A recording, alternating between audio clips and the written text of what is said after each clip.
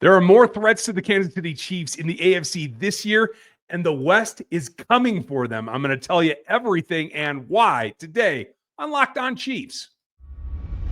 From the land of the free and the home of the Chiefs, this is the Locked On Chiefs podcast. Welcome in, everybody. We're brought to you today by Monarch Money. Take control of your finances with Monarch Money.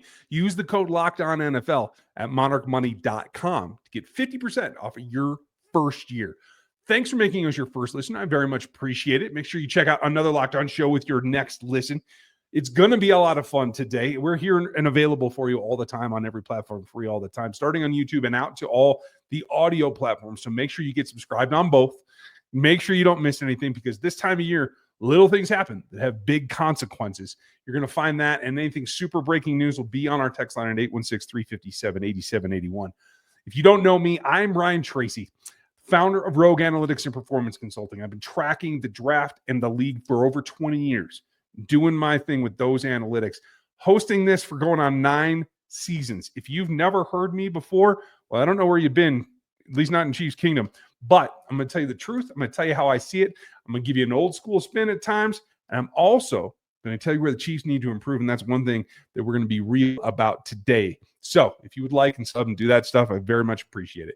We're going to talk about who the strongest contenders are, not just in the AFC, but the whole league, and what this season could look like. That's coming up later in the show.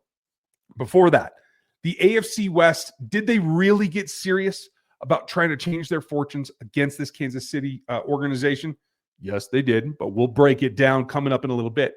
And where are the real threats in the AFC? That's what is sometimes a cast of characters and sometimes just the same old teams. Where are we right now as we're waiting for the breakdown of the NFL schedule that is coming here in the next couple of days? And we take a look at where everything's at. The Chiefs are going to play some very good teams this season. Looks like they might be on the road for some significant things like week 1, possibly Christmas Day, all kinds of stuff. We will break down the schedule when it actually drops, so don't miss that. Chris is out sick today, so I'm going to run down where I think everything's at. He can come back and argue with me later, and you guys will be here for that as well. Number one thing, everybody's job is to get better. The Chiefs had specific things they had to do this offseason. So does every team. Chiefs accomplished theirs. And so if you're looking at who improved themselves, who put them in position to really, really push forward for another run at a Super Bowl besides the Chiefs, there are some familiar names and a couple of up-and-comers that I think aren't getting enough credit. We'll start with who's the next best team in the AFC. That's the big question. And I feel like what the Bills have done has slightly outweighed what the Ravens have done. Those are the two teams that I see as the next tier below Kansas City, because you took what the defensive front was in Buffalo and you made it stout. You used the draft, you used free agency. You have guys that have experience getting to Patrick Mahomes and guys that can learn how to do that from those guys. They doubled up on the interior with Ogunjobi and then Deion Walker in the draft. A lot of the girth. So what I think the Chiefs are going to have to do this season is going to have to be differentiate from where they've been in the past. They want to hit the deep shots, right? To hit deep shots, you have to get loaded boxes. This isn't the days of Tyreek Hill. You have speed, but you don't have Tyreek Hill type maneuverability, right? He is unique. So you got to run the ball a little bit more. You got to pull that defense down. You got to make them come underneath to take away Rashee Rice, to try to take away Travis Kelce, who hopefully, by all rumors, is in even better shape and ready to really put out this season. And then anything from the running backs, not just between the tackles, but hitting the edges. The outside zone is a staple of this offense. It has to be better this year. A lot of teams are coming to threaten that. The Bills are amongst the best of them, and they beefed up their front specifically to attack Kansas City. That is the truth. Now, the Ravens did some good things. They drafted a bunch of Ravens. Let's be real. They got a lot of guys that look like Ravens in their locker room that weren't there last year. In particular, Malachi Starks, that I thought was my only round 1 safety. They did a good job grabbing him. He is somebody that you can feel can help you in the pass coverage area for what might be some other guys that are aging out a little bit, where the Chiefs are going to have to work around some of that and going to have to make sure that they use all their tools in the tool bag for misconception, misdirection, and really trying to attack what the weaknesses are. That will come out on film, and we will address that with the Ravens as we go through the beginning of the season. Now, they also did some Ravens things in that they parted ways with a misbehaving and quite honestly a terrible person in their kicker. Not just somebody who's messed with Patrick and Kelsey in the past, but a guy who's messed with a lot of people in a lot of what I think are illegal ways. But they've added back another guy who's nearly in the same position. The only difference is he's in a different position to attack and bother Patrick Mahomes in particular, and that's pass rusher Mike Green, who's going to come back there and be kind of that adjutant that is going to bother what they want to do. Now, that might work for them. That might work for them, especially in their division. When it comes to Patrick Mahomes and the Kansas City Chiefs, I'm not convinced that that's going to be a difference maker. So those two are still, I think, the prime contenders. And really, if you take a deeper look at particularly the AFC, there's drama, of course, in Cincinnati. There's a lack, honestly, of depth coming in there. Draft was small. I didn't think it was particularly done well, but they're going to push. Are they going to be amongst the best? I don't think so. I think both the AFC West teams that the Chiefs are going to have to battle with are going to be better. And I think neither of them is getting enough credit. Though the second year Harbaugh Chargers, I think, are going to be more of a menace to the rest of the league than anybody's giving them credit for. It's one of the things that I'm concerned about with the Chiefs front because of the lack of ability to stop the run up front. A lot of journeymen and young players at the defensive tackle position. I do think, again, that is another position they're going to have to continue to fulfill, look for a veteran, add to in order to attack a couple of things. The second being the Denver Broncos that I think are much improved and will be, but the rest of the league isn't giving them a whole lot of respect and recognition for what they've done. Now, those two are just part of it, and they were very specific in what they did to try to get better to stop Kansas City. I'm going to explain that when we get back from the backside of this. Did you ever open your bank account and wonder, where did all my money go? Between dining out, online shopping, entertainment, it's easy to lose track. And that's where Monarch Money comes in. It's your personal CFO giving you full visibility and control over your finances. Monarch Money isn't just a budgeting app. It's a complete financial command center. You can track all of your accounts, investments, spending all in one place so that you can stop managing your money and start building your wealth. Everything is in one spot. It's super convenient. You don't have to do multiple apps. You can go one place and get everything done that you need to know for your finances. Take control of those finances with Monarch Money. Use our code LOCKEDONNFL at monarchmoney.com for 50% off of your first year. That's monarchmoney.com, code LOCKEDONNFL, all one word, for half off your first year. This is what it comes down to. And if you want that much more, you can find my work over at NFL33.com, where me and my staff look at the rest of the league as a whole. It's not specific to Kansas City, but you will get some coverage there, as well as RGR football that is all Kansas City nearly all the time, at least when it's not draft season. And you can always get all the information you're looking for at rogueapc.com. If you missed down the draft guide and all that, it's still all available year round.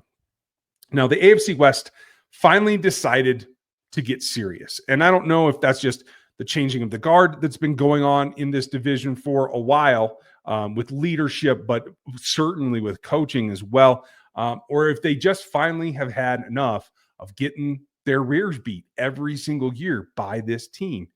And I think nothing says that more than what they did in the draft. Every team in this division made one concerted effort. If we went into draft weekend and someone had told me, hey, the top two, the two guys that had the best grades at the running back position in this draft, they're both coming to the AFC West just to stop you, I'd have been like, they can't afford to do that. That's a waste of resources. Don't draft first round running backs. I'd give you the whole spiel. Well, the AFC West went and did it. Genty goes to the Raiders. The best running back in this class, and he clearly was, had my best grade as well, goes to the Raiders so that they can do two things.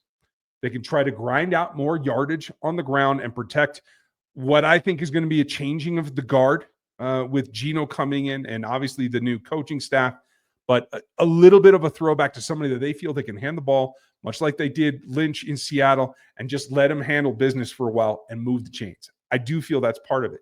But the other thing is every time you do that, you keep the ball out of Patrick Mahomes' hands just a little bit longer.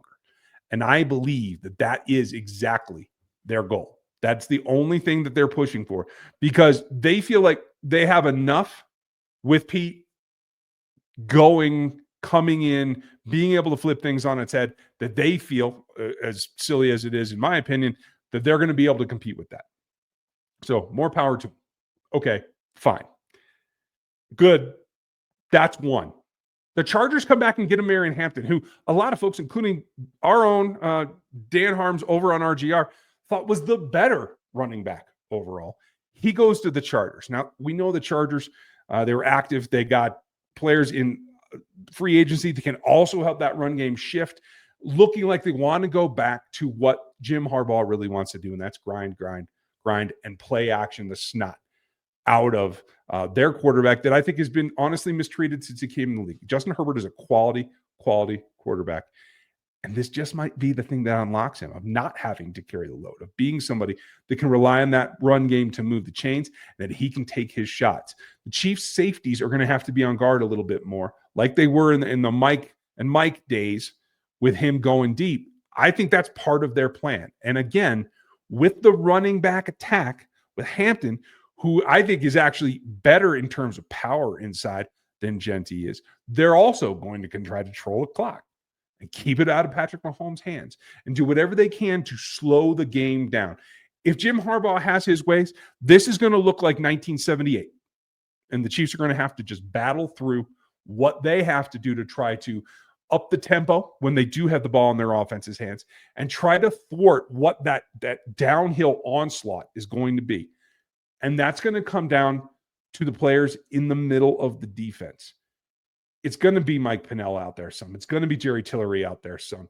Pass rush downs, you're going to get the rookie, sure, but you have to be able to stop the ball first.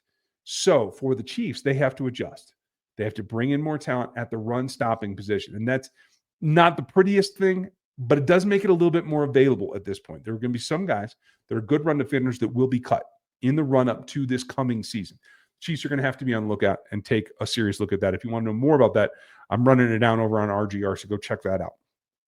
The other thing that happened in this AFC West that just screams trying to take down the Chiefs is everything that the Denver Broncos have done. They brought in a high-powered tight end, or a guy who could be a high-powered tight end again in Evan Ingram. Again, making the quarterback's best friend, a guy that can move the chains, that can hold possession.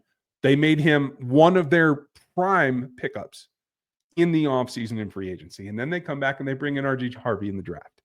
Another running back that maybe doesn't have the breakaway speed of some of the high-end speedsters and doesn't have the tackle breaking ability of Genty, but somebody that I really liked as a running back in this class. Would have even enjoyed seeing him in Kansas City if he had lasted a lot longer.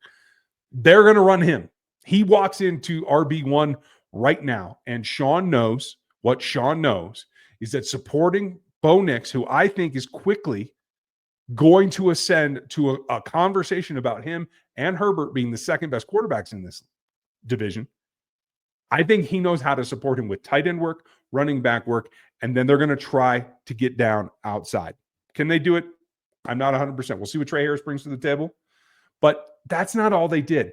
The other aspect that goes back to what I said about the Bills earlier in terms of like the AFC landscape is they went and drafted first a cornerback that can play anywhere. And I do mean anywhere. I would have played him in any position in the secondary, to be honest, but certainly in the cornerback group. In Jahdae Barron, that also had my best grade at the corner group in this draft. And he just so happens to have an insight that Sean can use. Sean Payton is clever to being devious at this point. He knows what he's getting in drafting a kid from Texas that spent 3 years practicing with Xavier Worthy, that has very good speed. Is it Worthy speed? No one is. But he's got speed. He can turn and run. He understands how he does routes. The familiarity there is just too good a fit. It was too much for Sean to pass up. And now the Chiefs have to play against at least one corner that you have to feel has an inside edge against stopping Xavier Worthy. You're going to get some great matchups with Sertan and Rice on the outside, with Hollywood trying to play a little bit of a tweener there. But they are going to put Jahdae Barron in a position to try to take away Xavier Worthy because he knows him. And that is what it comes down to. It was a brilliant pick on their part. I give the front office credit, Sean Payton and his crew in forging that as well. It's a pain. But it made it ring even clearer to me that this entire division is not basing just let's get better because we have this flaw at this position or we could improve here. This division is getting better because they want to go stop Kansas City. They are planning their evolution around what the Chiefs are doing. Because let's face it, unlike the Eagles who just won, but have failed in other Super Bowls, like the Niners that have been to multiple Super Bowls and failed recently. The Chiefs have been up there at the top, won multiple championships, and just keep going back. There is no rebuilding in Kansas City. It's just tweaking the build. And that's what they're trying to stop in any way, shape, or form that they can. A lot of similarities in their formulas, yet I think the Broncos are probably the team that I think would put the most unique spin on it. Now, later in the summer, we're going to do the AFC West prediction show, and I'm going to talk with all the other hosts, and you're going to hear me say some things that you're really going to like and they're really not going to like. But the truth is the Broncos have done the best job at coming at Kansas City in every way that they can in one offseason. It won't get them all the way there. They will not become a serious threat to this Chiefs team yet, but they might knock the Chargers out of the way, and they might be able to earn themselves back into not just a precarious win to get in situation, but an actual playoff spot. That's what we're going to have to see them do next in order for them to take the next step too.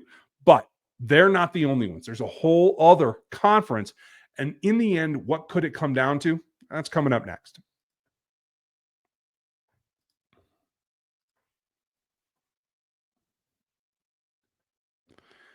Now, if you want more content, especially on the league level and all the things that we deep dive into on NFL 33, that's my Substack with my staff over there, different group of people taking different looks.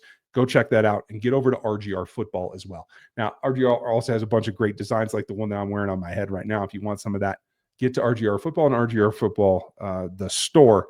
You can find that on Spring.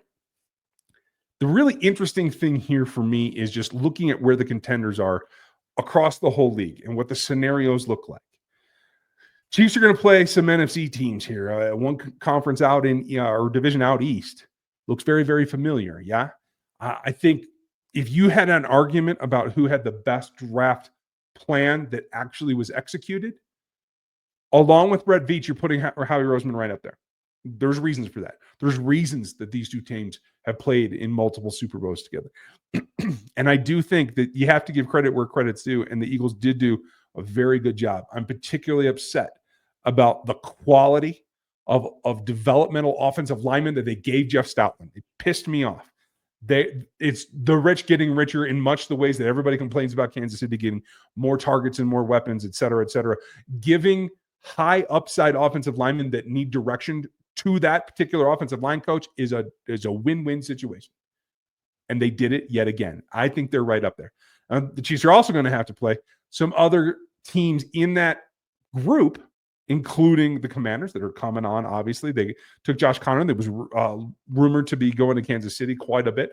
I don't think we're going to see a draft pick on draft pick left tackle situation there because I don't think Josh Simmons is going to be out on the field yet. But they did make some progress, and I do have to give them credit. Now, the whole trading for Pickens thing in Dallas is not something I'm particularly worried about. I think the Chiefs are in a position where they have to figure out their defensive backfield, their cornerback room in particular, more for the sake of continuity than it is for about attacking or defending, in this case, a particular receiver or receiver core. I'm not too concerned about anything specific there. They just have to get to the point where they have consistent play from the same three guys over and over and over. Their three starting corners. And I do officially consider three corners a starting group at this point. So we do have to pay attention to that. But they're not alone. Could the Niners resurge? It's possible. I think this whole Purdy thing is going to be really interesting to watch. But it's the North teams that I think are really pushing to be contenders to fight with the Eagles to try to get back into that Super Bowl. The Lions in particular made a lot of strides lately. Can they just get over the hump? We're going to see how that goes, especially without Aaron Glenn in the changing of the guard at the leadership in Detroit. And now what's going on with the Green Bay Packers? They've made some really interesting maneuvers. They did pay their quarterback. That always changes some things, but they've made progress. And I have to say that with the Ravens and them getting D-Hop now, that gives them an edge. With Stafford now getting Devontae Adams, that gives them an edge. Like the sizable wide receivers are something the Chiefs are going to see, I think, particularly in the playoffs, but more this season. I think that is true. Will the Bengals be able to push with Chase obviously on board and now Higgins in that situation? The defense has changed gears. Can Burrow still push them back? I'm not 100% convinced of that. I think it feels right now like between the Lions, Commanders, Eagles, Packers, the Rams did some good things this offseason as well as the Bucks in securing more talent. It feels like the NFC might be coming back. For the last couple of years, it's been AFC dominant over them with just too much talent and too many teams. Now it looks like it's approaching a level playing field again between the two conferences. Could there be dark horses? There certainly could. I don't think the Bears are ready to make a jump to a playoff team quite directly, but they could be close. They could be a 10-win team that we're talking about with a couple games to go that had a chance to push in for a wild card. I think that is within the cards. I'm really intrigued to see what Michael Penix can do in Atlanta. I'm not convinced that they were doing anything other than pure desperation down there. I thought this draft was a catastrophe for them with the value that they gave up. They got some decent players, but the trade for Pierce, I think, really hamstrings them for the future if he doesn't work, and that's difficult. Could we see the Jaguars resurge in the AFC? That's a possibility too. But in the end, it comes back down to the teams that are out front because they're the teams that are out front and they're consistent. That is the Eagles and likely to be the Lions and the Commanders. Commanders had a whirlwind. Can they build on it or do they have some sophomore setbacks? That's going to be the question. But I still feel overall for Kansas City and the matchups that they have, the press and the pressure is getting through the AFC side of the bracket. Now, we all know that they got to the Super Bowl and had a collapse. Did they do enough to address it? The Simmons is a delayed patch, right? A delayed fix. I don't think we're going to see him right away. Can Moore stand in there and become the player that they think that he can be? If so, they could have quite the dilemma on their hands next season. One that either facilitates more than moving over to the right-hand side and the departure of Jawan Taylor, or possibly doing the opposite and an unthinkable act, at least at this point, in my opinion, of moving Simmons back to the right. But you have some options there. Kingsley Suamataia is probably the contest to watch on the offensive side of the ball in this preseason to see if he can adapt to being not just a guard, but a guy that stands in for a Hall of Fame guard in Joe Thuney, who is now up in Chicago guarding Caleb Williams. Those are some of the questions that we have to see answers for. I'm really intrigued about how the defensive backs look against this fully, soundly back-together trio of receivers on the offensive side that looks like the plan that the Chiefs had last year. That's going to be something that differentiates them, especially from some of the other contenders like Buffalo, like the Ravens, that they have to get through. So these are the questions we're going to answer as we get to the OTA portion of the offseason. Now, we have the schedule release coming. We're going to break that down for you. We have a ton here all the time, all season long. So even though it's approaching summer, and maybe some of you are even out on summer already, depending if your kids are loose, don't forget that we're going to be here for you every step of the way. You can always find us. Thanks for making us your first listen today. Go check out another Locked On show next, because we have a ton of them, and we're all doing the same thing all the time to try to give you as much information as we can squeeze into a 30-minute episode, maybe 25 minutes in this case, and we're going to have a great time doing it as we get ready for Training Camp 2025. I appreciate you all being here. Like and sub and hit that bell. Check out the other outlets if you have time. We very much appreciate you. Have a great night, and we'll talk to you tomorrow.